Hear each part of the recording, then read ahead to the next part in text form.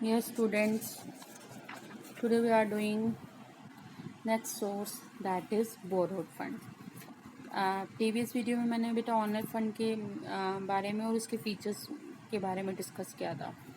इस वीडियो में मैं आपको बोरोड फंड के बारे में बता रही हूँ बेटा। बोरोड फंड क्या होता है बेटा? मैंने आपको बताया था borrowed fund refers to the borrowing of the firm. Firm ने जितना भी बाहर से बोरो कर रखा है, उधार ले रखा है, उसको हम क्या बोलते हैं बेटा? Borrowed fund. It includes all the fund available by way of loan और क्रेडिट। इसमें वो सारे फंड इंक्लूड होंगे जो लोन के वे में या उधार ले रखे हैं हमें, वो बोरोड फंड में इंक्लूड होंगे।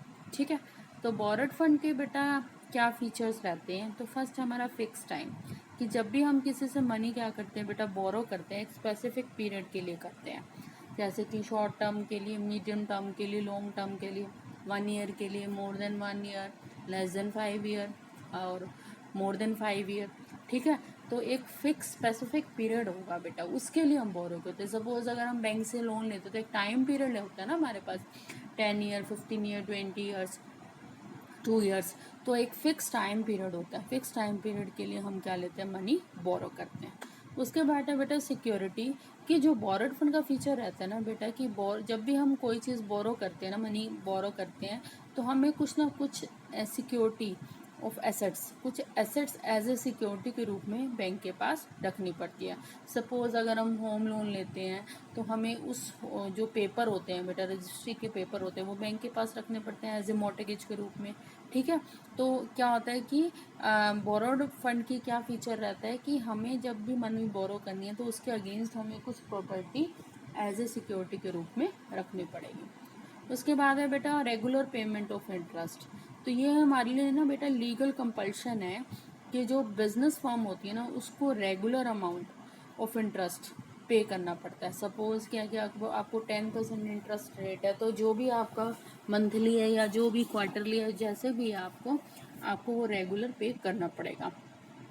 और प्रिंसिपल अमाउंट तो आपको फिक्स पीरियड में, सपोज 10 ईयर के बाद आपको प्रिंसिपल पे करना पड़ेगा, लेकिन तब तक आपको इंटरेस्ट की रेगुलर पेमेंट करनी पड़ेगी। क्लियर बेटा? ये इंटरेस्ट की पेमेंट करना और प्रिंसिपल की पेमेंट करना, ये एक लीगल लायबिलिटी होती है बेटा कंपनी की, कि कंपनी को चाहे अर्निंग हो या ना हो, कंपनी को हर हाल में क्या करनी पड़ती है? इसकी पेमेंट करनी पड़ती है। अगर नहीं करोगे तो जो आपकी प्रॉपर्टी एज ए मॉर्टगेज के रूप में रखी गई है, उसको वो लोग क्या कर सकते हैं? सेल करके अपनी रिकवरी कर सकते हैं। क्लियर? नेक्स्ट है आपका बेटा कंट्रोल। जो बोरोड फंड सिक्योरिटी होल्डर होते हैं ना बेटा, उनके पास राइट नहीं होता कंपनी की एक्टिविटीज़ को मैनेज करने का या कंट्रोल करने का। जैसे ऑनर फंड में तो क्या है, आपके पास राइट है ना, you are the owner of the company. लेकिन बोरोड फंड में क्या होता है कि हमारे पास कोई राइट नहीं है कि हम कंपनी की बिजनेस फर्म को क्या कर सकें? कंट्रोल कर सकें। ठीक है, हाँ, उनके पास सिर्फ एक राइट है कि अगर उनके इंटरेस्ट की पेमेंट नहीं होती है तो वो कोर्ट में जा सकते हैं और अपने लोन की रिकवरी करवा सकते हैं। क्लियर बेटा? उसके बाद है हमारे जो बोरोड फंड के सोर्सेज हैं, वो कौन कौन से हैं बेटा हमारे? जैसे डिवेंचर्स हैं, ठीक है, लोन फॉर कमर्शियल बैंक है, लोन फ्रॉम फाइनेंशियल इंस्टीट्यूट है, पब्लिक डिपॉजिट्स हैं, इंटर कॉर्पोरेट डिपॉजिट है, ट्रेड क्रेडिट है। ये सारे आपके आगे आएंगे बेटा डिटेल में। ठीक है, तो ये था हमारा बोरोड फंड का मीनिंग और उसके फीचर्स। अब एक छोटा सा टॉपिक हो रहा है बेटा, that is difference between owner fund and borrowed fund. अब आपने ऑनर फंड भी पढ़ लिया, बोरोड फंड भी पढ़ लिया, तो उसमें क्या डिफरेंस रहेगा बेटा? एक तो मीनिंग के बेस पर आप डिफ्रेंशिएट कर सकते हो। ऑनर फंड क्या होता है बेटा? It refers to the fund contributed by owners as well as retain earning. वो फंड जो ऑनर्स कंट्रीब्यूट करते हैं या जो रिटेन अर्निंग के थ्रू आता है। और बोरोड फंड क्या होता है बेटा? The fund it includes all the funds available by way of loan और क्रेडिट। वो फंड्स जो लोन और क्रेडिट के तरीके से हमारे पास आता है, उसको हम क्या बोलते हैं बेटा? Borrowed fund.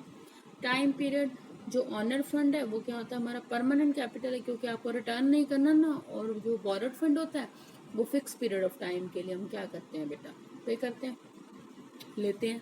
Security, honour fund के लिए हमें सिक्योरिटी की रिक्वायरमेंट नहीं है, लेकिन बोरोड फंड के लिए हमें कुछ ना कुछ प्रॉपर्टी या एसेट एज ए सिक्योरिटी के रूप में रखनी पड़ती है।